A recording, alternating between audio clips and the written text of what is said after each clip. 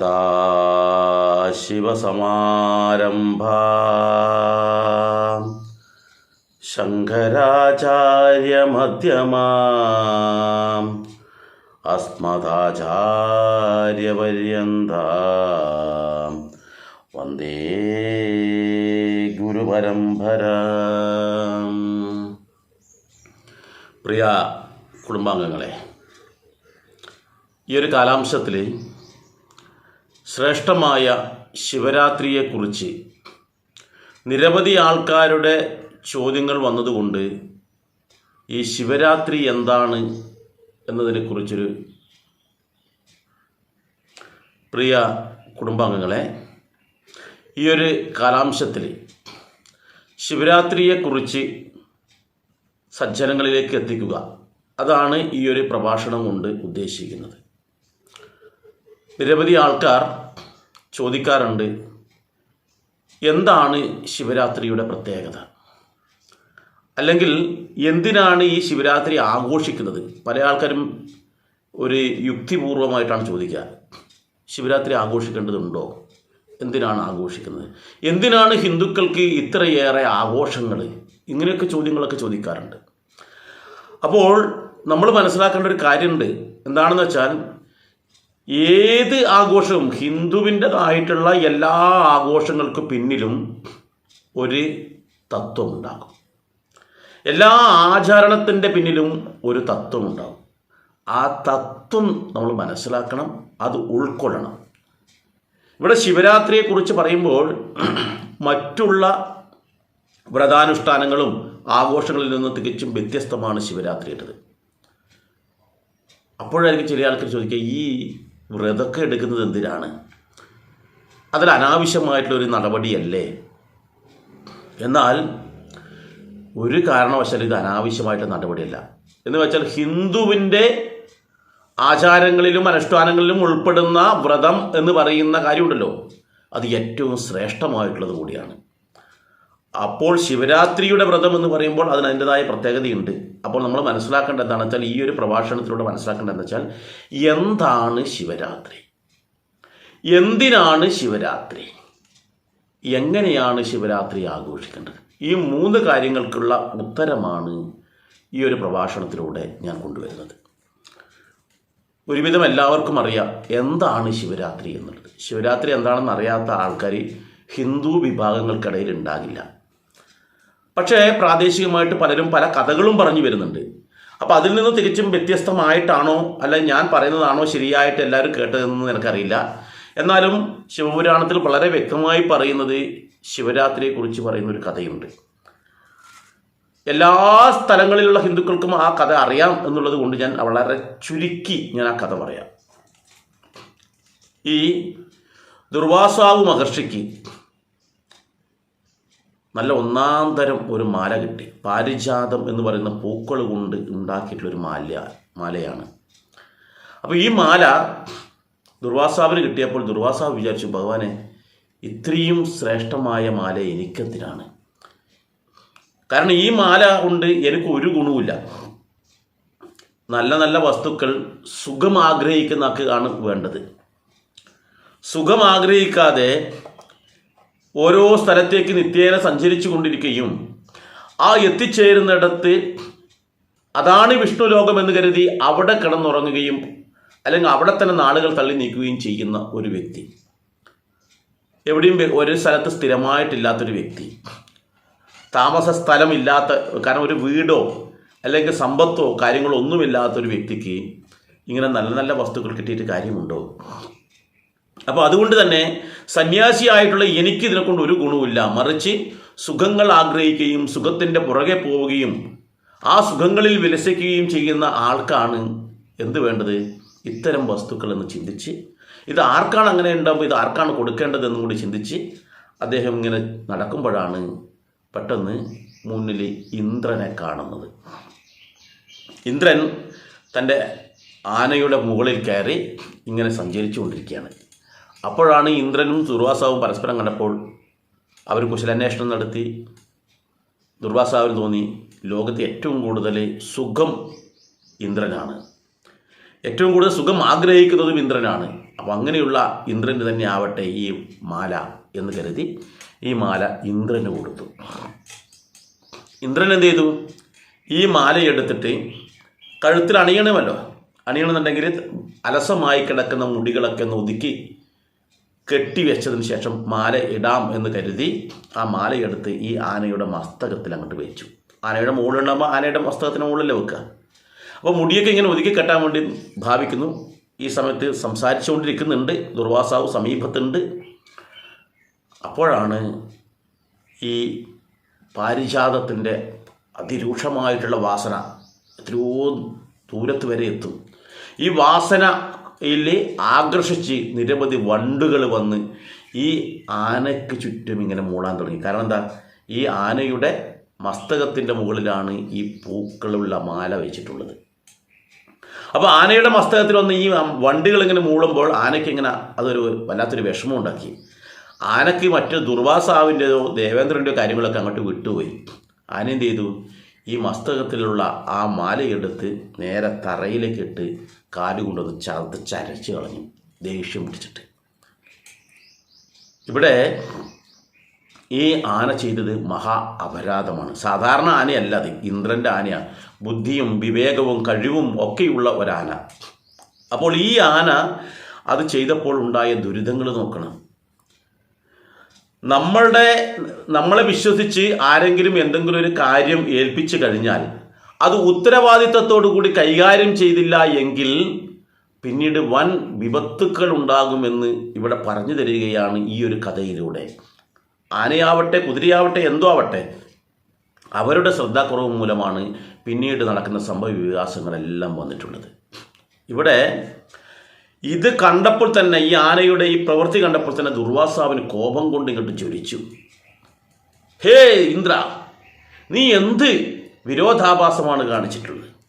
നിന്നെ വിശ്വസിച്ച് നിനക്ക് സന്തോഷകരം ഉണ്ടാകട്ടെ എന്ന് കരുതി ഞാൻ എനിക്ക് ലഭിച്ച ശ്രേഷ്ഠമായ മാല്യത്തെ നിനക്ക് സമ്മാനിച്ചപ്പോൾ നീ എൻ്റെ മുന്നിൽ വിട്ട് എന്നെ അത് നശിപ്പിച്ചു കളഞ്ഞു.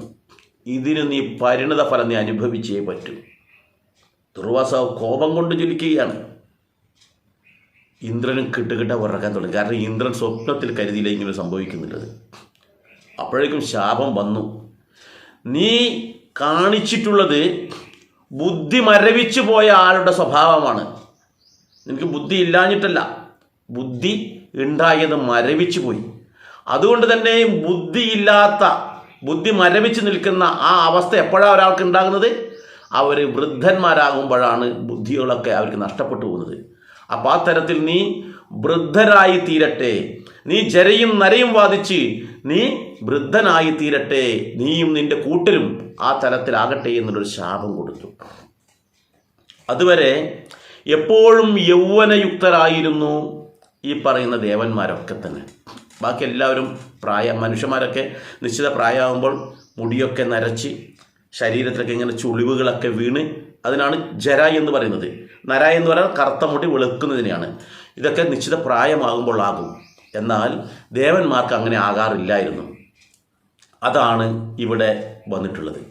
ഇവിടെ ഈ ദുർവാസാവിൻ്റെ ശാപത്തോടു കൂടി ദേവന്മാർക്കെല്ലാം ഇനി മുതൽ ജരയും നരയും ബാധിക്കും എന്നുള്ള ഒരു ശാപം അവിടെ കിട്ടി, അല്ലെങ്കിൽ ഒരവസ്ഥ അവിടെ ഉണ്ടായി. ദേവേന്ദ്രൻ ആകെ വിഷമിച്ചു. തൻ്റെ കയ്യിൽ വന്നുപോയ ആ അപരാധത്തിന് ക്ഷമാപണം അദ്ദേഹം കാൽക്കൽ വീണ് എരന്നു വാങ്ങിച്ചു. ദുർവാസാവിൻ്റെ കാൽക്കൽ വീണു. എന്നിട്ട് കേണപേക്ഷിക്കുകയാണ്, അയ്യോ പറ്റിപ്പോയി. കാരണം ദുർവാസാവിൻ്റെ ശാപം എന്തായാലും ഫലിക്കും. പിന്നെ ജരയും നരയും വാദിക്കുന്ന സാധാരണ മനുഷ്യന്മാരായ പോലെ ആയിക്കഴിഞ്ഞപ്പോൾ ദേവന്മാർക്ക് എന്ത് പ്രത്യേകതയുള്ളത്? മനുഷ്യന്മാർക്ക് ദേവന്മാരെക്കാളും കഴിവുള്ളവരാണ് ചില മനുഷ്യന്മാർ. അപ്പോൾ ഈ പറയുന്ന ദേവന്മാർക്ക് ജരയും നരയും ബാധിച്ചു കഴിഞ്ഞാൽ പിന്നെ അവരെ പോലെ തന്നെയായി, അല്ലെങ്കിൽ അവരെക്കാളും താഴേക്കിടയിലായി. അവിടെ വളരെ പ്രയാസത്തോടുകൂടി ഈ ദേവേന്ദ്രൻ അവിടെ സങ്കടപ്പെട്ട് ആ ദയക്ക് വേണ്ടിയിട്ട് അപേക്ഷിച്ചപ്പോൾ നമ്മുടെ ദുർവാസാവ് പറഞ്ഞു, ശരി, മനസ്സലിഞ്ഞു, അപ്പോൾ ഒരു കാര്യം ചെയ്യാം. ഈ പാലാഴി എന്ന് പറയുന്നൊരു സാഗരമുണ്ട്. ആ സാഗരം നീ കടഞ്ഞ് അതിൽ നിന്നും നീ അമൃതാകുന്ന ശ്രേഷ്ഠതയെ കൈവരിച്ചു കഴിഞ്ഞാൽ നിനക്ക് ശാപമോക്ഷം കിട്ടും. അല്ലെങ്കിൽ നിന്റെ കൂട്ടാളികൾക്ക് ശാപമോക്ഷം കിട്ടും എന്ന് പറഞ്ഞു. ശരി, ഇനി തർക്കിച്ചിട്ട് കാര്യമില്ല, കാരണം ഇല്ലെങ്കിൽ വീണ്ടും ഒരു ശാപം കിട്ടും. ഉടൻ തന്നെ അതിന് വേണ്ടുന്ന പദ്ധതികൾ തയ്യാറാക്കാൻ വേണ്ടി തീരുമാനിച്ചു. ദേവന്മാരെയൊക്കെ വിളിച്ചിരുത്തി കാര്യങ്ങൾ ചർച്ച ചെയ്തു. അപ്പോഴാണ് മനസ്സിലായത്, കാരണം എന്താ, ഈ പാലാഴി എന്ന് പറയുന്ന സാഗരം കടയുക അസാധ്യമായിട്ടുള്ള കാര്യമാണ്. കാരണം എന്താ, അതിനനുസരിച്ച് വലിയ കയറ് വേണം, അതിനനുസരിച്ച് വലിയൊരു മന്തായിട്ട് ഉപയോഗിക്കാനുള്ള കടക്കോല് വേണം. ഇതൊക്കെ എവിടുന്ന് കിട്ടും? അവരിത് അന്വേഷിച്ചുകൊണ്ട് ത്രിമൂർത്തികളുമായിട്ട് ചർച്ച നടത്തി. ത്രിമൂർത്തികളുടെ നിർദ്ദേശപ്രകാരം അവർ പറഞ്ഞതെന്താ വെച്ചാൽ, മന്ദരപർവ്വതത്തെ നിങ്ങൾ കടക്കോലായിട്ട് ഉപയോഗിച്ചോളൂ. ശരി, മന്ദരപർവ്വതം സംഭവിച്ചു, ഞാൻ വന്നോളാം. പോരാ, കയറ് വേണ്ട, കടക്കോല് മാത്രം ഉണ്ടായിട്ട് കാര്യമില്ലല്ലോ. അപ്പോൾ കയറായിട്ട് ശിവഭഗവാനാണ് നിർദ്ദേശിച്ചത്, ഒരു കാര്യം ചെയ്യും, വാസുകിയെ ഉപയോഗിച്ചോളൂ. ശരി, അങ്ങനെ വാസുകിയെയും ഉപയോഗിക്കാൻ തയ്യാറായി. ഇനി എന്ത് വേണം? ഇത് കടയണമെന്നുണ്ടെങ്കിൽ ഇരുഭാഗത്തു നിന്നും ആൾക്കാർ പിടിച്ച് അങ്ങോട്ടും ഇങ്ങോട്ടും കടഞ്ഞാൽ മാത്രമേ ഇതിൻ്റെ നിന്നും ആ മഥനം നടക്കുകയുള്ളൂ. അപ്പോൾ ദേവന്മാർ അശക്തരായി കഴിഞ്ഞു. ദേവന്മാരിപ്പം വൃദ്ധരായി, ജരയും നരയും ബാധിച്ച അവസ്ഥയാണുള്ളത്. അപ്പോൾ അവർ മാത്രം വിചാരിച്ചാൽ നടക്കില്ല. അപ്പോഴെന്ത് വേണം? അവരുടെ സഹോദരന്മാരുണ്ട്. ദേവമാതാവായിട്ടുള്ള അതിഥിയുടെ ചേച്ചിയുടെ മക്കളുണ്ട്. അതിഥിയുടെ ചേച്ചി ദിതിയാണ്. ദിതിയുടെ മക്കളാണ് അസുരന്മാർ. ആ അസുരന്മാരെ പോയി ശരണം പ്രാപിക്കാൻ വേണ്ടി ദേവന്മാർ തീരുമാനിച്ചു. അങ്ങനെ അന്നത്തെ അസുര ചക്രവർത്തിയായിരുന്നു ഇന്ദ്രസേനൻ എന്ന് പറയുന്നത്. ചിലപ്പോൾ ഇന്ദ്രസേനൻ എന്ന് പറയുമ്പോൾ എല്ലാവർക്കും പെട്ടെന്ന് തലയിലേക്ക് വരണമെന്നില്ല. ആ ഇന്ദ്രസേനന് മറ്റൊരു പേരുണ്ട്, പ്രശസ്തമായ പേര് മഹാബലി എന്ന്. അങ്ങനെ ആ മഹാബലിയുടെ അരികിലെത്തിയിട്ട് കാര്യങ്ങളൊക്കെ ആവശ്യപ്പെട്ടു. ഇങ്ങനെ നമ്മൾ പാലാഴി കടയാൻ വേണ്ടി തീരുമാനിച്ചിട്ടുണ്ട്. ഓ ശരി, ചെറിയമ്മയുടെ മക്കളല്ലേ, സഹായിച്ചേക്കാം എന്ന് പറഞ്ഞ് രണ്ടുപേരും കൂടി ഒരു ധാരണയിലെത്തി. ഈ ധാരണയിലെത്തിയപ്പോഴാണ് അവർ പറയുന്നത് വെച്ചാൽ, ഈ തലയുടെ ഭാഗം ആര് പിടിക്കും, വാലിൻ്റെ ഭാഗം ആര് പിടിക്കും? അപ്പോൾ അസുരന്മാർ കുറച്ച് കേമന്മാരാണ്. അസുരന്മാർ ഒരിക്കലും ഒരു സ്ഥലത്തും തോറ്റു കൊടുക്കാൻ തയ്യാറാവാത്ത ആൾക്കാരാണ്. പക്ഷേ ഈ തലയുടെ ഭാഗത്തു നിന്നും വാസുകിയുടെ ആ തലയുടെ ഭാഗം പിടിച്ച് കടയുമ്പോൾ വാസുകിയുടെ വായിൽ നിന്ന് വിഷവാതകം പുറത്തേക്ക് വരും. അപ്പോൾ ശാരീരികമായിട്ട് അവർ തളർന്നു പോകും. അപ്പോൾ ഇത് ആർക്കറിയാം? അസുരന്മാർക്കും അറിയാം, ദേവന്മാർക്കും അറിയാം. അവർ ഈ തലയുടെ ഭാഗം പിടിക്കാൻ പലരും തയ്യാറാവില്ല. അപ്പോഴാണ് നാരദർ തന്ത്രപൂർവം ഈ മഹാബലിയുടെ അരികിലേക്ക് എത്തിയിട്ട് പറയാണ്, ഹേ ദൈത്യരാജാവേ, ഈ ഭൂമിയിലുള്ള ജീവജാലങ്ങളിൽ ഏറ്റവും ശ്രേഷ്ഠന്മാരായ ആൾക്കാർ ദേവന്മാരാണല്ലോ. അതുകൊണ്ട് വാസുകിയുടെ തലയാണല്ലോ ഏറ്റവും, എല്ലാത്തിൻ്റെയും ശ്രേഷ്ഠത എന്ന് പറയുന്നത് തലയാണ്, തലക്കനം എന്നൊക്കെ പറയാറില്ല. അപ്പോൾ ആ തലയുടെ ഭാഗം പിടിക്കുവാൻ നിങ്ങൾ ദേവന്മാരെ അനുഗ്രഹിക്കണം, അല്ലെങ്കിൽ അനുവദിക്കണം, അവരാണല്ലോ ശ്രേഷ്ഠന്മാരെന്ന് പറഞ്ഞപ്പോൾ മഹാബലി പെട്ടെന്ന് പറഞ്ഞു, ഹേയ്, അവരെക്കാളും ശ്രേഷ്ഠന്മാർ നമ്മളാണ്. കാരണം അവരിപ്പോൾ വൃദ്ധന്മാരായി കഴിഞ്ഞു, ഒന്നിനും കഴിയില്ല. അപ്പോൾ ശ്രേഷ്ഠന്മാരായി ഞങ്ങൾ തല പിടിച്ചോളാം എന്ന് പറഞ്ഞു. കാരണം ഒരാൾക്ക് വാശി കയറ്റി കൊടുത്തു കഴിഞ്ഞാൽ അതിനനുസരിച്ച് പെരുമാറുന്നു എന്നർത്ഥം. അങ്ങനെ ആ നാരദരുടെ ബുദ്ധിപ്രയോഗം കൊണ്ട് മഹാബലിയുടെ അസുര സൈന്യം ഈ വാസുകിയുടെ തലഭാഗം പിടിക്കാനും ഏറ്റു. അങ്ങനെ ആ തലയുടെയും വാലിൻ്റെയും ഭാഗം പിടിച്ച് മന്ദരപർവ്വതത്തെ കടക്കോലാക്കി ഇവർ പാലാഴി മദനം നടത്തിക്കൊണ്ടിരിക്കുന്നു. ഈ അവസരത്തിലാണ് അവിടെ അതിഭീമാകാരമായൊരു സംഭവം നടക്കുന്നത്. കാരണം ഏതൊരു വ്യക്തിയെയും പിടിച്ച് അങ്ങോട്ടും ഇങ്ങോട്ടും ആട്ടുന്ന സമയത്ത് ചിലപ്പോൾ ഈ വയറ്റിൽ നിന്നും ഇങ്ങനെ തെരച്ച് വന്നിട്ട് ഓക്കാനിച്ച് ഛർദ്ദിക്കാനടിയുണ്ടാവും.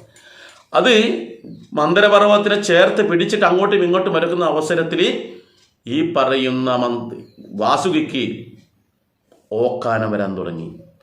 വാസുകി പറഞ്ഞാൽ ഏത് നിമിഷവും എൻ്റെ വായിൽ നിന്ന് കൊടിയ വിഷം പുറത്തേക്ക് വരും. ആ ഹലാഹലം പുറത്തേക്ക് വന്നു കഴിഞ്ഞാൽ പിന്നെ ഈ പ്രപഞ്ചമുണ്ടാകില്ല. അപ്പോൾ ആ ഹലാഹലം പുറത്തേക്ക് വീഴാതിരിക്കാൻ എന്താ ചെയ്യാൻ പറ്റുക ചെയ്തോളൂ. തുടർന്ന് കഴിഞ്ഞാൽ ഞാൻ എന്തായാലും ഇത് ഛർദ്ദിക്കും. ആകെ ആശയക്കുഴപ്പത്തിലായി. ദേവന്മാരെല്ലാം ഉണ്ട്. പാലാഴി മദനം കാണുന്നതിന് വേണ്ടിയിട്ട് ത്രിമൂർത്തികളുണ്ട്, സകല ദേവീദേവന്മാരുണ്ട്, യക്ഷ ഗന്ധർവ കിന്നരന്മാരൊക്കെ ഒരു ഭാഗത്ത് നിലനിൽക്കുന്നുണ്ട്. ഇതെല്ലാം അപൂർവമായിട്ട് ലോകത്ത് ഇന്ന് വരെ അല്ലെങ്കിൽ പ്രപഞ്ചത്തിൽ ഇന്ന് വരെ നടക്കാത്തൊരു സംഭവമാണല്ലോ. അത് കാണാൻ വേണ്ടിയിട്ട് എല്ലാവരും അവിടെ സന്നിധരായിട്ടുണ്ട്.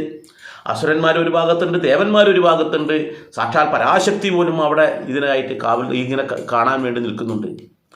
അപ്പോഴാണ് ഈ വാസുകിയുടെ ഇത്തരത്തിലുള്ളൊരു അഭിപ്രായം വരുന്നത്. പക്ഷെ ഇവർക്ക് നിർത്താൻ പറ്റുമോ? പറ്റില്ല. അപ്പോഴേക്കും വായിൽ നിന്നും ഇതിൻ്റെ ഗന്ധം പുറത്തേക്ക് വരാൻ തുടങ്ങി. അസുരന്മാരെല്ലാം തലകറങ്ങി വീഴാൻ തുടങ്ങി. പെട്ടെന്ന് അപ്രതീക്ഷിതമായ രീതിയിൽ ഈ വാസുകിയുടെ വായിൽ നിന്നും ആ കാളകൂടമാകുന്ന ഹലാഹലം പുറത്തേക്ക് വന്നു. പുറത്തേക്ക് വരുമ്പോൾ താഴെ വീണ് കഴിഞ്ഞാൽ പ്രപഞ്ചം മുഴുവൻ നശിക്കും. അവിടെ ദേവന്മാരുമില്ല, അസുരന്മാരുമില്ല, എല്ലാവരും തീരും, ഉറപ്പാ. ഇതിൽ എല്ലാവരും പകച്ചു നിൽക്കുകയാണ്. ഈ ഓക്കാനിക്കുന്ന സമയത്ത് തന്നെ ഒരു പ്രത്യേക ശബ്ദം ഉണ്ടാവും. ഈ അവസരത്തിൽ ഈ കാളകൂടം പുറത്തേക്ക് വരുമ്പോൾ എല്ലാവരും പകച്ചു നിന്നപ്പോൾ, എന്തെന്ന് ചെയ്യണമെന്ന് അറിയാതെ ഇങ്ങനെ പകച്ചു നിന്നപ്പോൾ, അവിടെ ഒരു വ്യക്തി മാത്രം മറ്റൊന്നും ചിന്തിക്കാതെ തൻ്റെ ഇരു കരങ്ങളും വലിയ മൈതാനം പോലെ ഇങ്ങനെ പിടിച്ചിട്ട് ആ വാസുകിയുടെ വായിൽ നിന്ന് പുറത്തേക്ക് വന്നിട്ടുള്ള ആ ഹലാഹലം ഇരു കൈകൾ കൊണ്ട് നീട്ടിപ്പിടിച്ച് വാങ്ങിച്ച് അതങ്ങനെ തന്നെ സേവിച്ചു. അത് സാക്ഷാൽ പരമശിവനായിരുന്നു. ഇവിടെ പരമശിവൻ ചെയ്ത ത്യാഗം നമ്മളൊന്ന് ഓർക്കണം. ഇങ്ങനെ ചെയ്യുന്ന നിരവധി മനുഷ്യന്മാർ നമുക്കിടയിലുണ്ട്. എന്താണ് ചെയ്തത്? കാരണം അത് തൻ്റെ നിലനിൽപ്പ് മാത്രമല്ല, പ്രപഞ്ചത്തിലെ മുഴുവൻ ജീവജാലങ്ങളും നശിക്കുമെന്ന് കണ്ടപ്പോൾ മറ്റൊന്നും നോക്കാതെ അവിടെ അരയും തലയും മുറുകിക്കൊണ്ട് തൻ്റെ ജീവൻ പോലും പണയം വെച്ചുകൊണ്ടാണ് ആ സാഹസത്തിന് ശിവൻ മുതിർന്നത്. ആരെങ്കിലും അങ്ങനെ ചെയ്യും? ഞാൻ മരിക്കുമെന്ന് ഉറപ്പുണ്ടെങ്കിൽ ഒരാളത് ചെയ്യില്ല. എന്നാൽ ശിവഭഗവാൻ അതൊന്നും നോക്കാതെ മറ്റുള്ളവരുടെ സംരക്ഷണത്തിന് വേണ്ടി തൻ്റെ നിലനിൽപ്പ് പോലും നോക്കാതെ ആ വിഷം വാങ്ങിച്ച് അങ്ങോട്ട് സേവിച്ചു. പക്ഷേ ഇത് കണ്ടപ്പോഴാണ് പാർവതി ദേവിക്കൊരു ഞെട്ടൽ. ഭഗവാനെ, എൻ്റെ കാന്തനാണല്ലോ അത് കഴിച്ചിരിക്കുന്നത്. എൻ്റെ കാന്തൻ അത് കഴിച്ചു കഴിഞ്ഞാൽ ഉറപ്പാന്ന് വയറ്റെത്തി കഴിഞ്ഞാൽ കാന്തൻ നശിക്കും. ഉടൻ തന്നെ പാർവതി ദേവി പോയിട്ട് ഉടൻ തന്നെ ആ കഴുത്തിൽ അങ്ങോട്ട് പിടിച്ചിട്ട് പറയും, എൻ്റെ നാഥ, എന്തൊരു പണിയായി ഇത് കാണിച്ചത്, ഇങ്ങനെയുണ്ടോ മുമ്പും ബിമ്പും നോക്കാതെ ചെയ്യല് എന്ന് പറഞ്ഞുകൊണ്ട് കഴുത്തിൽ അങ്ങോട്ട് പിടിച്ചുകൊണ്ട് താഴോട്ട് ഇറങ്ങാതിരിക്കാൻ വേണ്ടിയിട്ട്. അപ്പോഴെന്തായി, ഈ കഴുത്തിന് പിടിച്ചപ്പോൾ ഇവിടം വരെ എത്തിയത് പുറത്തേക്ക് വരും. ആ അവസരത്തിലാണ് സ്ഥിതിയുടെ മൂർത്തിയായിട്ടുള്ള സാക്ഷാൽ നാരായണൻ ആ ശിവഭഗവാന്റെ വായു അങ്ങോട്ട് പൊത്തിപ്പിടിച്ചു. ശിവൻ മാത്രമേ അത് വയറ്റിലെത്തിക്കഴിഞ്ഞാൽ ശിവൻ നശിക്കും. ഏതായാലും വയറ്റിലേക്ക് എത്താതിരിക്കാൻ വേണ്ടി ഇവിടെ പിടിച്ചിട്ടുണ്ട്. വാ പൊത്തിപ്പിടിച്ചെന്തിനാ? പുറത്തേക്ക് വീണ് പോയി കഴിഞ്ഞാൽ ശിവനും പോകും, നാരായണനും പോകും, ബ്രഹ്മനും പോകും, പരാശക്തിയായിട്ടുള്ളത് എല്ലാ ദൈവഗണങ്ങളും അല്ലെങ്കിൽ എല്ലാ അസുരന്മാരും എല്ലാ മനുഷ്യന്മാരും എല്ലാ ദേവന്മാരും എല്ലാവരും നാളെ നശിക്കും, ഒന്നുമില്ലാതെയാകും. അപ്പോൾ അതുകൊണ്ട് തന്നെ എല്ലാവരെയും സംരക്ഷിക്കാൻ ചുമതലയുള്ള സാക്ഷാൽ നാരായണൻ അവിടെ ആ വായ പൊത്തിപ്പിടിച്ചു. ഇങ്ങനെ നിന്നത് ചെറിയ സമയമല്ല, ഒരു പകലും ഒരു രാത്രിയും പൂർണ്ണമായിട്ടും അങ്ങനെ നിന്നു. ഒരു പകലും ഒരു രാത്രിയും അങ്ങനെ പിടിച്ചപ്പോൾ ഈ വിഷാംശം ഈ തൊണ്ടയിൽ നിന്നും എല്ലാ ഭാഗത്തേക്കും വലിച്ചു വലിച്ചു വലിച്ചു വിടുത്തു. ഒരു രാവും പകലും നിന്നപ്പോൾ അങ്ങനെ ആ കഴുത്ത് മുഴുവൻ തന്നെ നീല കളറായി മാറി. ആ വിഷം മുഴുവൻ വലിച്ചെടുത്ത് അവിടെ നീല കളറായി മാറി. അങ്ങനെയാണ് സാക്ഷാൽ പരമശിവന് നീലകണ്ഠൻ എന്നുള്ളൊരു പേര് കൂടി ലഭിക്കുന്നത്. ഇതാണ് ശിവരാത്രിയുമായി ബന്ധപ്പെട്ടിട്ടുള്ള ഐതിഹ്യം. ശിവപുരാണത്തിൽ പറയുന്ന പ്രധാന കഥ ഇതാണ്. എന്നാൽ ഇതും ഈ ശിവരാത്രി വ്രതവും തമ്മിൽ എന്താണ് ബന്ധം? അതാണ് അടുത്ത ചോദ്യം. ശിവരാത്രിയുടെ കഥ നമ്മൾ കേട്ടു, ഇനി ഇതും തമ്മിലുള്ള ബന്ധം എന്താണ്? എന്തിനാണ് ഈ ഒരു കാര്യത്തിന് വേണ്ടിയിട്ട് വ്രതമെടുക്കുന്നത്? ഇവിടെ നമ്മൾ ചിന്തിക്കേണ്ടത്, ശ്രേഷ്ഠമായിട്ടുള്ള ത്യാഗോജ്വലമായ കർമ്മം ശിവഭഗവാൻ അവിടെ ചെയ്തു എന്ന് ഉറപ്പായി, നമുക്ക് മനസ്സിലായി കാര്യങ്ങൾ. അപ്പോൾ ഈ ത്യാഗോജ്വലമായ കർമ്മം നമ്മൾ ഓർമ്മിക്കാൻ വേണ്ടിയാണ്, അയവിറക്കാൻ വേണ്ടിയാണ്, നമ്മൾക്കുള്ള അഹങ്കാരങ്ങളൊക്കെ ശമിപ്പിച്ച് ശ്രേഷ്ഠനായ മനുഷ്യനാക്കി തീർക്കാൻ വേണ്ടിയാണ് പുരാണത്തിലുള്ള ഇത്തരം കഥകളെ ആസ്പദമാക്കിക്കൊണ്ടുള്ള ആചാരങ്ങളും അനുഷ്ഠാനങ്ങളും നമ്മൾ നടത്തുന്നത്. നമുക്കറിയാം, തിരുവോണത്തിനായാലും ദീപാവലിക്കായാലും ശ്രീകൃഷ്ണ ജയന്തിക്കായാലും ശ്രീരാമനവമിക്കായാലും അതുപോലെ തന്നെ നവരാത്രിക്കായാലും നമ്മളൊക്കെ തന്നെ വ്രതങ്ങൾ എടുക്കുന്നുണ്ട്. അതൊക്കെ നമ്മൾ ആഘോഷിക്കുന്നുണ്ട്. ഇതൊക്കെ ചെയ്യുന്ന എന്തിനാണ്? മനുഷ്യന് അഹങ്കാരം വന്ന് അവൻ മനുഷ്യനായിട്ടുള്ള ആ വ്യക്തിത്വത്തിൽ നിന്നും അവൻ മൃഗതുല്യമായി തീരാതിരിക്കാൻ, അല്ലെങ്കിൽ തിരിച്ചറിയാത്ത, നന്മയും തിന്മയും തിരിച്ചറിയാത്ത ഒരു തലത്തിലേക്ക് താഴ്ന്നു പോകാതിരിക്കാൻ വേണ്ടിയാണ് പുരാണത്തിലുള്ള ഇത്തരം കഥകളെ ആസ്പദമാക്കിക്കൊണ്ട് മനുഷ്യനെ ഓർമ്മപ്പെടുത്തുന്ന സുദിനം ആഘോഷിക്കുന്നത്. ആ ദൈവങ്ങൾ ചെയ്തു പോയ പ്രവൃത്തികൾ അത്തരത്തിൽ നമ്മളും ചെയ്യണം. എന്നാൽ മാത്രമേ നരനായിട്ടുള്ള നമ്മൾ സാക്ഷാൽ നാരായണനായി തീരുകയുള്ളൂ എന്നുള്ള ഒരു ഓർമ്മ. ഇവിടെ ഏതൊരു മനുഷ്യനും ദൈവതുല്യമായി തീരാൻ പറ്റും. നമ്മൾ സാധാരണ പോലെ വളരെ താഴ്ന്ന തലത്തിലേക്ക് പോവുകയല്ല വേണ്ടത്. നിങ്ങൾ ഉയർന്ന തലത്തിലേക്ക് വരണം. അങ്ങനെ ഉയർന്ന തലത്തിലേക്ക് വരണം എന്നുണ്ടെങ്കിൽ എന്ത് വേണം? നിങ്ങൾ അതിനനുസരിച്ച് ജീവിക്കണം. ഇവിടെ അതാണ് ചെയ്യുന്നത്. ഈ ശിവരാത്രി നാളിൽ എന്ന് വെച്ചാൽ ഈ പറയുന്ന സാക്ഷാൽ പരമശിവൻ ഹലാഹലമാകുന്ന വിഷം പാനം ചെയ്ത ആ ദിവസമാണ് ശിവരാത്രിയായിട്ട് ആഘോഷിക്കുന്നത്. അപ്പോൾ ആ ദിവസം നമ്മുടെ മനസ്സിലേക്ക് ഓടി വരുമ്പോൾ നമ്മൾക്ക് ഈ ത്യാഗോചരമായ ശിവന്റെ ആ ഓർമ്മയാണ് നമുക്ക് വേണ്ടത്. അത് നമ്മൾ അയവറക്കുകയാണ് വേണ്ടത്. അപ്പോൾ ഇവിടെ എന്താ സംഭവിച്ചെന്നറിയാം? ഈ ശിവരാത്രി ദിവസം നമ്മൾ വ്രതമനുഷ്ഠിക്കണമെന്ന് പറഞ്ഞല്ലോ, അല്ലെങ്കിൽ നമ്മൾ ആഘോഷിക്കണമെന്ന് പറഞ്ഞല്ലോ. ഈ ആഘോഷിക്കേണ്ടത് ഈ പറയുന്ന കാര്യത്തിനാണെന്ന് ആദ്യം ഓർത്തിട്ട് വേണം നമ്മൾ ആഘോഷിക്കാൻ. ആ ദിവസം എന്താണ് സംഭവിച്ചത്? തൻ്റെ കുടുംബത്തെക്കുറിച്ച് ശിവൻ ഓർത്തിട്ടില്ല. അവിടെ മകൻ ഗണപതിയുണ്ട്, സുബ്രഹ്മണ്യനുണ്ട്, ശാസ്താവുണ്ട്. ഇവരെക്കുറിച്ച് ഒന്നും ചിന്തിച്ചില്ല. തൻ്റെ ഭാര്യയെക്കുറിച്ച് ചിന്തിച്ചില്ല.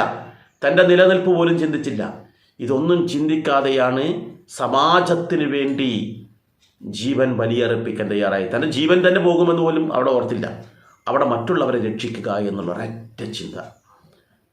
ഇത് ശ്രേഷ്ഠന്മാരായ ആൾക്കാർക്ക് മാത്രമേ പറ്റൂ. നാം ഓരോ ആൾക്കാരും ഇവിടെ മനുഷ്യനായി പിറന്നിട്ടുണ്ട്. നമ്മുടെ മുന്നിൽ ഇത്തരത്തിലുള്ള സന്ദർഭങ്ങൾ ഉണ്ടാകാം. ഒരാൾ കുറച്ച് 2, 3, 4, 5 ആൾക്കാർ ഒരു സ്ഥലത്ത് കുളിക്കാൻ വേണ്ടി പോകുന്നു. പെട്ടെന്നൊരു കുട്ടി ഒഴുക്കിൽ പെട്ടുപോകുന്നു. അവിടെ അവരെ സംരക്ഷിക്കുക, അവരെ രക്ഷിക്കുന്നത് നമ്മുടെ ഉത്തരവാദിത്തമാണ്. അപ്പോൾ അവിടെ തന്ത്രപൂർവം അവരെ രക്ഷിക്കാൻ വേണ്ടിയിട്ട് നമ്മൾ തയ്യാറാകണം. ഒരു ആക്സിഡൻറ്റ് നടക്കുന്നു, നമ്മളത് കാണാനിടയാകുന്നു. ഇത് എന്നെയൊന്നും ബാധിക്കുന്നതല്ല എന്ന് പറഞ്ഞ് നമ്മൾ മാറി നിൽക്കേണ്ടവരല്ല. അവരെ സംരക്ഷിക്കേണ്ട ഉത്തരവാദിത്തം നമ്മൾക്കുണ്ട്. എന്നാൽ മാത്രമേ നമ്മുടെ ഉള്ളിലുള്ള ദിവ്യത്വം പുറത്തേക്ക് വരികയുള്ളൂ. മനുഷ്യനായ നമ്മൾ നാരായണനായി തീരണം, ദേവനായി തീരണം. മറ്റുള്ളവരെ സഹായിക്കുമ്പോൾ ഇങ്ങോട്ടൊന്നും പ്രതീക്ഷിച്ചിട്ട് അല്ല ചെയ്യുന്നത്. ശിവഭഗവാൻ ഇങ്ങനെ ഒരു കർമ്മം ചെയ്യുമ്പോൾ എനിക്ക് മറ്റുള്ളവർ എന്നെ സ്തുതിക്കുമെന്നോ എന്നെ പുകഴ്ത്തുമെന്നോ എന്നുള്ള ചിന്തയൊന്നും ശിവഭഗവാൻ ഉണ്ടായിട്ടില്ല. അതെൻ്റെ കർമ്മമാണ്, എൻ്റെ ഉത്തരവാദിത്തമാണ് എന്ന് മാത്രമാണ് ശിവൻ ചിന്തിച്ചിട്ടുള്ളത്. അപ്പോൾ നമ്മുടെ മുന്നിൽ ഒരു കഷ്ടപ്പെടുന്ന ഒരാളെ, ഒരു ദുരിതം അനുഭവിക്കുന്ന ആളെ നമ്മൾ കണ്ടെത്തുമ്പോൾ, അല്ലെങ്കിൽ നമ്മുടെ മുന്നിൽ കാണുന്നുണ്ടെങ്കിൽ അവരെ സംരക്ഷിക്കണം, അവരെ രക്ഷിക്കണം, അവർക്ക് വേണ്ടുന്ന പൂർണ്ണമായിട്ടുള്ള പരിരക്ഷ ചെയ്യണം എന്നുള്ളൊരു ചിന്ത നമുക്കുണ്ടാവണം. അങ്ങനെ ചെയ്യാൻ നമ്മളെ പ്രേരിപ്പിക്കുകയാണ് ശിവരാത്രി എന്ന് പറയുന്ന ആഘോഷത്തിലൂടെ നടക്കുന്നത്. നമ്മളെ പ്രേരിപ്പിക്കുകയാണ്, നമ്മളെ ഒന്നാന്തരം മനുഷ്യനാക്കി തീർക്കുകയാണ്, അല്ലെങ്കിൽ മനുഷ്യനായ നമ്മളെ ശ്രേഷ്ഠമായ തലത്തിലേക്ക് കൊണ്ടുവരികയാണ്. നമ്മൾ അങ്ങനെയുള്ള കർമ്മം ചെയ്യുമ്പോഴാണ് നമ്മൾ മറ്റുള്ളവരുടെ മനസ്സിൽ ചിരപ്രതിഷ്ഠ നേടുന്നത്. അപ്പോൾ എന്തിനാണ് ശിവരാത്രി എന്നുള്ളതിന് മറുപടി കിട്ടിയല്ലോ. ഈ ശിവഭഗവാൻ ചെയ്തതുപോലെ സമൂഹത്തിൽ എല്ലാവർക്കും നന്മയുണ്ടാകുന്ന വിധത്തിൽ പ്രവർത്തിക്കാൻ നമ്മൾക്ക് കഴിയണം എന്നർത്ഥം. അതിനുവേണ്ടിയാണ് ശിവരാത്രി ആഘോഷിക്കുന്നത്. ഇനി എന്താ, എങ്ങനെയാണ് ശിവരാത്രി ആഘോഷിക്കേണ്ടത്? അതാണ് മൂന്നാമത്തെ ചോദ്യം. ഈ ചോദ്യത്തോടുകൂടി നമുക്ക് ഈ ഒരു ഭാഗം നിർത്താം. ശിവരാത്രി ആഘോഷിക്കുക എന്നുള്ളത് പലരും പല തരത്തിലാണ് പറഞ്ഞു കേൾക്കുന്നത്. പലരും പറയുന്നത് എന്താണെന്നറിയോ? ഈ ശിവരാത്രി ആഘോഷിക്കുന്നത് വ്രതമെടുത്തിട്ടും നൊയമ്പും എടുത്തിട്ടുമാണ് ചില ആൾക്കാർ ചെയ്യുന്നത്. എങ്ങനെയാ വ്രതം എടുക്കുക? അതാണ് വളരെ രസകരമായിട്ടുള്ളത്. പലരുടെയും ചിന്തകൾ എന്താണെന്ന് വെച്ചാൽ, ഒരു നേരം നമുക്ക് ഭക്ഷണം കഴിക്കാം, രാത്രി ഉറങ്ങാതിരിക്കണം. ഇതാണ് പലരുടെയും ചിന്തകൾ. എന്നാൽ അങ്ങനെയല്ല നൊയമ്പ് എന്ന് പറയുന്നത്. നൊയമ്പ് എന്ന് പറഞ്ഞാൽ ഒരു നേരം ഭക്ഷണമല്ല. ഒരു നേരം ഭക്ഷണം എടുക്കുന്നതിനെ ഒരിക്കൽ എന്നാണ് പറയുക. ഈ ഒരിക്കൽ എടുക്കുന്നതിനും നമ്മുടെ ആൾക്കാർക്ക് അബദ്ധം പറ്റുന്നുണ്ട്. ഒരിക്കൽ എന്നുള്ളത് അവരുടെ ചിന്ത ഒരു നേരം അരി ഭക്ഷണം കഴിക്കുക, മറ്റുള്ള സമയത്ത് മറ്റെന്തെങ്കിലും ഭക്ഷണം കഴിക്കുക എന്നുള്ള തരത്തിലേക്ക് ഇന്ന് നമ്മുടെ ആൾക്കാർ എത്തിച്ചേർന്നിട്ടുണ്ട്. ദയവ് ചെയ്ത് അങ്ങനെയല്ല. ഒരു നേരം അരി ഭക്ഷണവും മറ്റുള്ള നേരത്ത് മറ്റുള്ള ഭക്ഷണം കഴിക്കാമെന്ന് പറഞ്ഞും കൊണ്ട് ഇവർ ചെയ്യുന്നതെന്താണെന്നറിയോ? രാവിലെ ഒരു 10-12 ചപ്പാത്തി, ഉച്ചയ്ക്ക് വിഭവസമൃദ്ധമായ ചോറ്, കാരണം ഒരു നേരം ഭക്ഷണം കഴിക്കാമെന്ന് പറഞ്ഞിട്ടുണ്ട്, ചോറ് കഴിക്കാമെന്ന് പറഞ്ഞിട്ടുണ്ട്, അരി ഭക്ഷണം കഴിക്കാമെന്ന് പറഞ്ഞിട്ടുണ്ട്. വൈകിട്ടാണെങ്കിലോ 4-5 കരിക്ക് ഇളനീര് അങ്ങോട്ട് കൊത്തിക്കഴിക്കും. പിന്നീട് രാത്രി മറ്റെന്തെങ്കിലും ഗോതമ്പിൻ്റെ ചപ്പാത്തിയോ മറ്റെന്തെങ്കിലും കാര്യങ്ങളായിട്ട് അതും അങ്ങോട്ട് കഴിക്കും. ശരിക്കും സാധാരണ ദിവസങ്ങളിൽ കഴിക്കുന്നതിൻ്റെ നേരെ ഇരട്ടിയായിരിക്കും അന്ന് കഴിക്കുന്നുണ്ടാവുക. ഒരിക്കലാ ശരിക്കും പറഞ്ഞത്, ഒരിക്കലല്ല, അത് ഇരിക്കലായി. ഇത്രയും കണ്ട് കഴിച്ചു കഴിഞ്ഞാൽ പിന്നെ ഇരിക്കലേ ഉണ്ടാവില്ല, എഴുന്നേറ്റ് നടക്കലുണ്ടാവില്ല.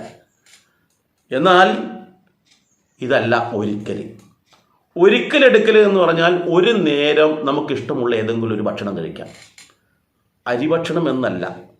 അങ്ങനെയാണെങ്കിൽ ഹരിയാനക്കാരും പഞ്ചാബിലെ ആൾക്കാരൊക്കെ നിത്യവും ഒരിക്കലല്ല, കാരണം അവർ അരിഭക്ഷണം കഴിക്കുന്നേ ഇല്ല, അവർ ഗോതമ്പല്ലേ കഴിക്കുന്നത്. അപ്പം അങ്ങനെയല്ല, യഥാർത്ഥത്തിൽ ചിന്തിക്കേണ്ടത് വെച്ചാൽ ഒരിക്കൽ എന്ന് പറഞ്ഞാൽ ഒരു നേരം ഭക്ഷണം. അത് നിങ്ങൾ അരിഭക്ഷണമാണോ ഗോതമ്പിൻ്റെതാണോ ഒന്നൊന്നുമില്ല. അത് പ്രഭാതത്തിൽ കഴിക്കുന്നുണ്ടോ, ഉച്ചക്ക് കഴിക്കുന്നുണ്ടോ, രാത്രി കഴിക്കുന്നുണ്ടോ ഒന്നുമില്ല. ഒരു നേരം ഭക്ഷണം കഴിക്കുക, പിന്നെ ഒന്നും കഴിക്കാൻ പാടില്ല. അതെന്തിനാണ് അങ്ങനെ വരുന്നത്? ചില ആൾക്കാർ ഏതെങ്കിലും തരത്തിൽ ചികിത്സ ചെയ്യുന്ന ആൾക്കാരുണ്ടാവാം, അവർക്ക് പട്ടിണി കിടന്നാൽ മറ്റ് പല ബുദ്ധിമുട്ടുകളുണ്ടാകാം. അപ്പോൾ അതുകൊണ്ടാണ് അവർ ഒരു നേരം ഭക്ഷണം കഴിക്കട്ടെ, ആ ഗുളികയോ അല്ലെങ്കിൽ മരുന്നോ മറ്റോ സേവിക്കുന്നതിന് അനുസരിച്ച് അവർ ഒരു നേരം ഭക്ഷണം കഴിക്കട്ടെ, അതിനുശേഷം മറ്റുള്ളവർ ചെയ്യുന്നതിനനുസരിച്ച് എല്ലാ കർമ്മങ്ങളും ചെയ്യുക. ഇതാണ് ആ ഒരിക്കൽ എന്നുകൊണ്ട് ഉദ്ദേശിക്കുന്നത്. എന്നാൽ നൊയമ്പ് അങ്ങനെയല്ല. നൊയമ്പ് എന്ന് പറയുന്നത് അതിസാഹസികമാണ്. നമ്മുടെ ആചാര്യന്മാരൊക്കെ പറയുന്നൊരു കാര്യം എന്താണെന്നറിയോ? 1000 ഏകാദശിക്ക് തുല്യമാണ് അര ശിവരാത്രി എന്ന. അതെന്താ അങ്ങനെ പറയുന്നത് എന്ന് നമ്മൾ ചിന്തിക്കും. കാരണം ശിവരാത്രി വ്രതം എടുക്കുക, ശിവരാത്രി നൊയമ്പ് എടുക്കുക എന്നുള്ളത് അസാധ്യമായിട്ടുള്ളൊരു കാര്യമാണ്. നമുക്കറിയാം, മുസ്ലിം മത വിഭാഗത്തിൽപ്പെട്ട ആൾക്കാരും ക്രിസ്ത്യൻ മത വിഭാഗത്തിൽപ്പെട്ട ആൾക്കാരൊക്കെ നൊയമ്പെടുക്കാറുണ്ട്. ഹിന്ദു വിഭാഗത്തിലെ ആൾക്കാരും നൊയമ്പെടുക്കുന്നുണ്ട്. യഥാർത്ഥത്തിലുള്ള നൊയമ്പാണോ നോക്കണം. മുസ്ലിം മതത്തിൽപ്പെട്ട ആൾക്കാർ നൊയമ്പെടുക്കുന്നതാണ്. അവരൊരു മാസം നീണ്ടു നിൽക്കുന്ന നൊയമ്പുണ്ട്. ഒരു നൈറ്റ് ഡ്യൂട്ടി ഉള്ള ഒരാൾ എങ്ങനെ ജോലി ചെയ്യുക? അവർ പകൽ കിടന്നുറങ്ങും, രാത്രി ഭക്ഷണം കഴിച്ചിട്ട് ജോലി ചെയ്യും. ഇതാണ് ശരിക്കും മുസ്ലിങ്ങളായ ആൾക്കാർ ചെയ്യുന്ന നൊയമ്പ് എന്ന് പറയുന്നത്. അവർക്ക് രാത്രി എത്ര വേണമെങ്കിലും ഭക്ഷണം കഴിക്കാം, അവർക്ക് എന്ത് കാര്യങ്ങളിലും ചെയ്യാം, വെള്ളം കുടിക്കാം, ഭക്ഷണം കഴിക്കാം, എന്ത് വേണമെങ്കിലും കഴിക്കാം. അവർക്ക് സന്ധ്യ കഴിഞ്ഞ ഉടനെ ഭക്ഷണം കഴിക്കാം, പകൽ കിടന്നുറങ്ങിയാലും വിഷയമൊന്നുമില്ല. അപ്പം നൈറ്റ് ഡ്യൂട്ടിക്ക് തുല്യമായി, അവർക്ക് അതിനൊരു വിഷമേ അല്ല. എന്നാൽ ശിവരാത്രി അങ്ങനെയല്ല. ശിവരാത്രി എന്ന് പറയുമ്പോൾ വളരെയേറെ ശ്രദ്ധിക്കേണ്ടതെന്നറിയോ?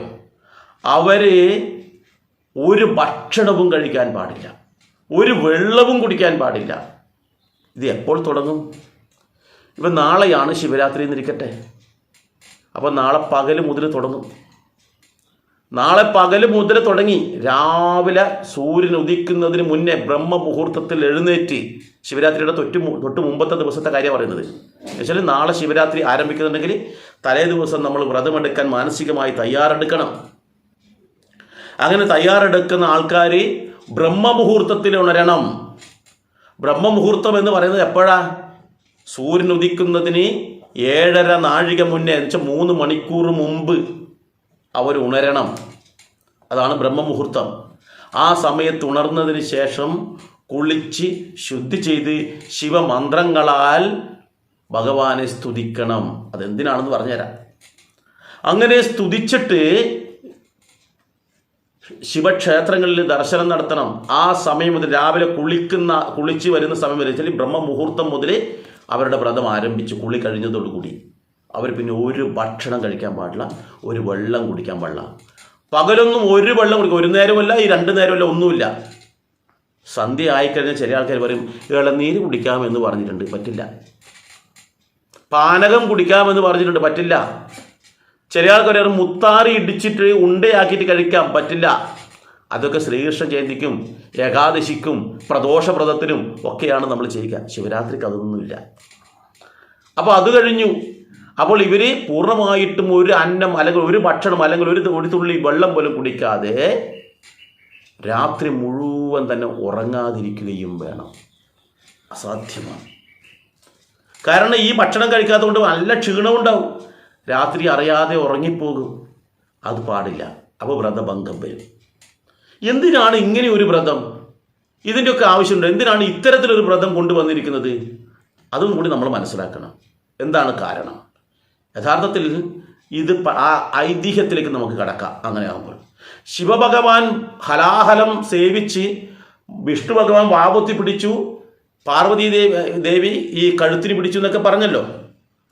ഈ അവസരത്തിൽ ഇത് സംഭവം നടക്കുന്നത് പ്രഭാതത്തിലായിരുന്നു. ഈ പ്രഭാതത്തിലായിരുന്നു. ഏതാ ദിവസം?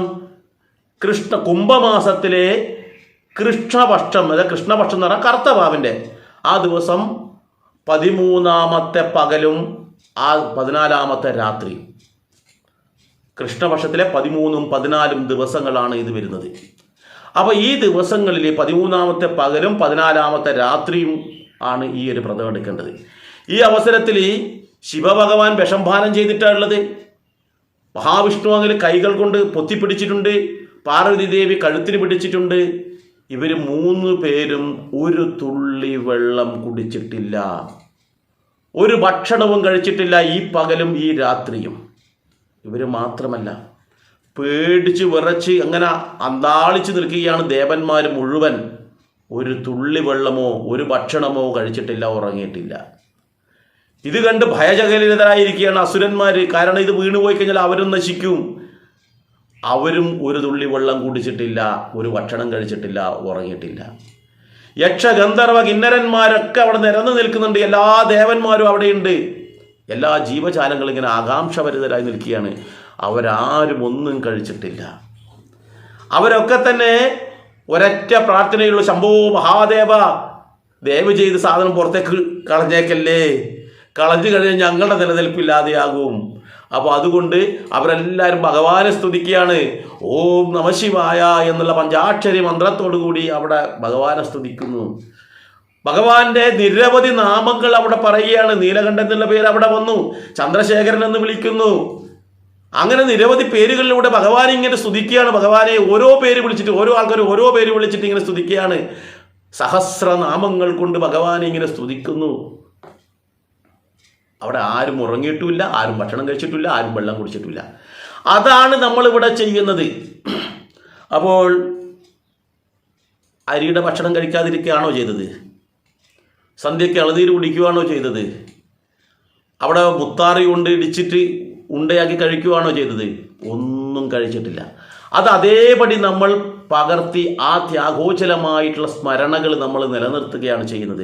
അതുകൊണ്ടാണ് നമ്മൾ ഒരു ഭക്ഷണവും കഴിക്കാൻ പാടില്ല, ഒരു തുള്ളി വെള്ളം കുടിക്കാൻ പാടില്ല, ഉറങ്ങാൻ പാടില്ല. എന്നാൽ മാത്രമേ ആ വ്രതം പൂർത്തിയാവുകയുള്ളൂ.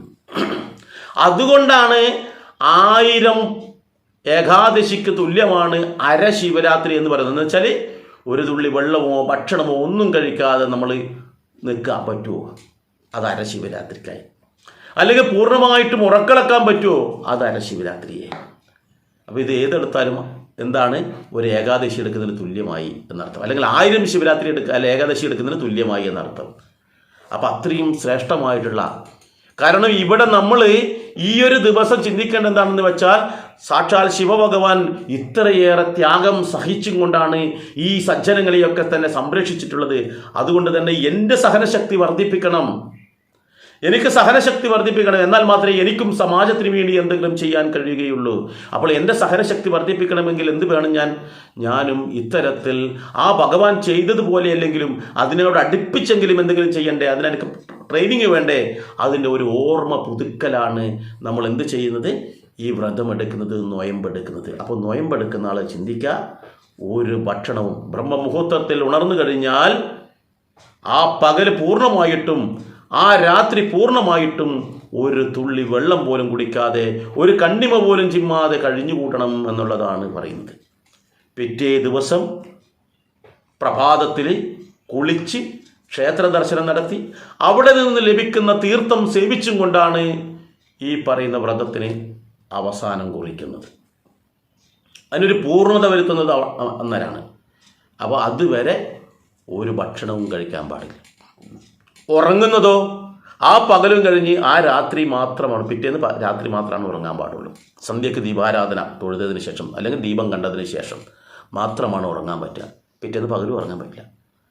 അതുകൊണ്ട് തന്നെ ഏത് വിഭാഗക്കാരുടേതായാലും ഏത് വ്രതത്തിൻ്റെതായാലും ഏത് ആചാരത്തിൻ്റെതായാലും അതിൻ്റെയൊക്കെ മുകളിൽ നിൽക്കും ഒരു ശിവരാത്രി വ്രതമെടുക്കാൻ കഴിഞ്ഞാൽ.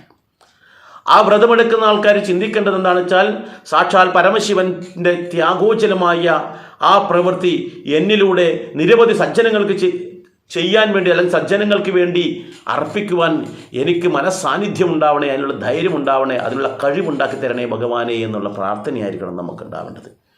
ജീവിതത്തിൽ നമ്മൾക്ക് നിരവധി വെല്ലുവിളികൾ നേരിടേണ്ടതായിട്ടുണ്ട്. കുടുംബത്തിലുണ്ടാവാം, സമൂഹത്തിലുണ്ടാവാം. അപ്പോൾ ഈ വെല്ലുവിളികളൊക്കെ നേരിടണമെന്നുണ്ടെങ്കിൽ എന്ത് വേണം? ഉറച്ച മനസ്സിൻ്റെ ഉടമയായി തീരണം.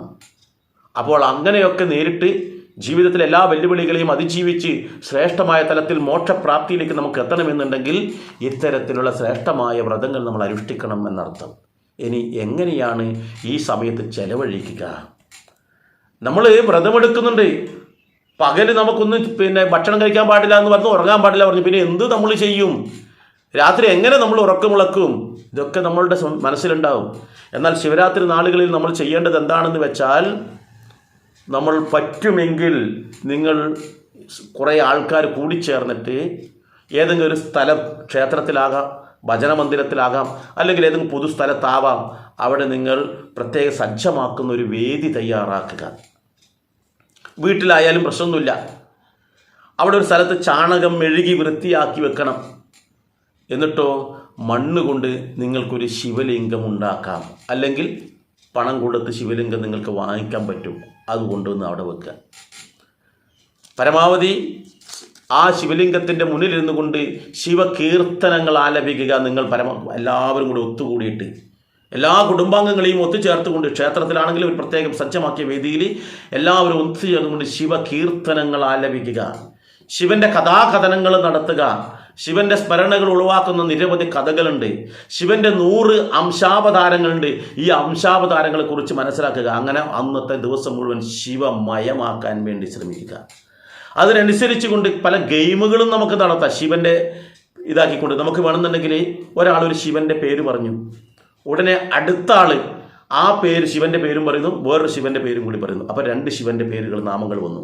മൂന്നാമത്തെ ആൾ ഈ 2 പേരുകളും പറയുന്നു, മൂന്നാമത് വേറൊരു ശിവൻ്റെ നാമം കൂടി ഉച്ചരിക്കുന്നു. ശിവന് നിരവധി നാമങ്ങളുണ്ട്. അങ്ങനെ ഓരോ ആൾക്കാർ കഴിയുന്നതനുസരിച്ച് ആ ആദ്യം പറഞ്ഞ ആൾ അവസാനം വീണ്ടും പറയാൻ വേണ്ടി വരുമ്പോൾ ഞാൻ ആദ്യം പറഞ്ഞത് എന്താണോ ആ പേര് പറയണം. പിന്നെ ഓരോ ആൾക്കാരും പറഞ്ഞ പേരുകൾ ഇങ്ങനെ പറഞ്ഞിട്ട് അവസാനം ഞാൻ ഒന്നും കൂടി പറയും. അങ്ങനെ നിരവധി പേരുകൾ നമുക്ക് പഠിക്കാനും പറ്റും. അത് ഓർത്തു വെക്കാനുള്ള കഴിവും നമുക്കുണ്ടാവും. ഇത്തരത്തിൽ നിരവധി ശിവമയമാക്കുന്ന കഥകളും കളികളും കീർത്തനങ്ങളും കൊണ്ട് നമ്മുടെ ആ ദിവസം ശിവമയമാക്കി തീർക്കാൻ വേണ്ടി ശ്രമിക്കുക. സന്ധ്യയാകുന്നതോടുകൂടി നമ്മൾ എന്ത് വേണമെന്നറിയാം? ഈ ശിവലിംഗത്തിൽ നമ്മൾ കൂവളം ഇല കൊണ്ടുവരിക. സന്ധ്യ കഴിഞ്ഞതിന് ശേഷം കൂവളം നിരവധി കൊണ്ടുവന്ന് എല്ലാവരും ഒന്നിച്ച് കൂടിയിരുന്നു കൊണ്ട് ശിവസഹസ്രനാമം ജപിച്ചും കൊണ്ട് ഈ കൂവളം കൊണ്ട് അതിനെ അർച്ചന ചെയ്യാൻ വേണ്ടി നമ്മളൊക്കെ ശ്രമിക്കാൻ. ശിവന് അർച്ചന, കാരണം ശിവൻ ചെയ്ത ആ പുണ്യ പ്രവർത്തനത്തെ അയവിറക്കിക്കൊണ്ട് ആ ശിവന് നമ്മൾ അർച്ചന ചെയ്യുക. നമ്മൾ പറഞ്ഞല്ലോ, ഈ പാലാഴി മദനം നടക്കുമ്പോൾ ശിവൻ ഹലാഹലം കുടിച്ചപ്പോൾ ദേവന്മാരും മറ്റുള്ളവരൊക്കെ തന്നെ ശിവനെ പലതരത്തിലുള്ള നാമങ്ങൾ കൊണ്ട് ശിവനെ സ്തുതിച്ചു എന്ന് പറയുന്നുണ്ടല്ലോ.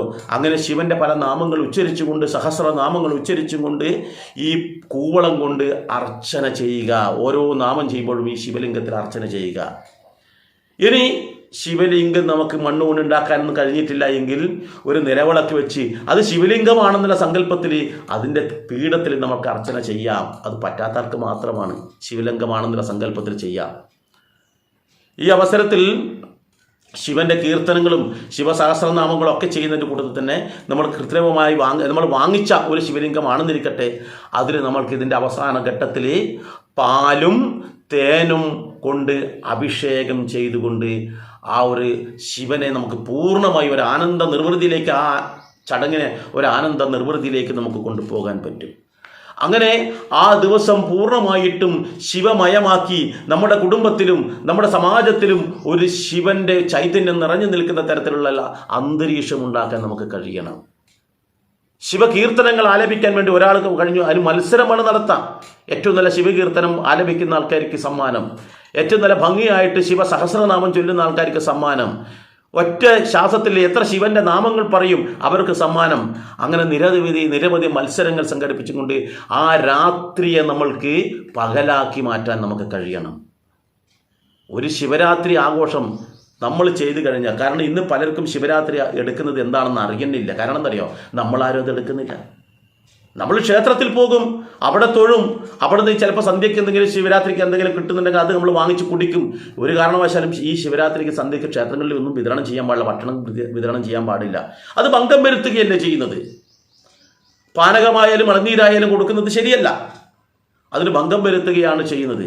അപ്പോൾ അവിടെ പൂർണ്ണമായി ശിവമയമാക്കാൻ ക്ഷേത്രങ്ങൾ തമ്മിൽ മത്സരം നടത്താറുണ്ട്. അത് ശിവക്ഷേത്രത്തിൽ നിന്നല്ല.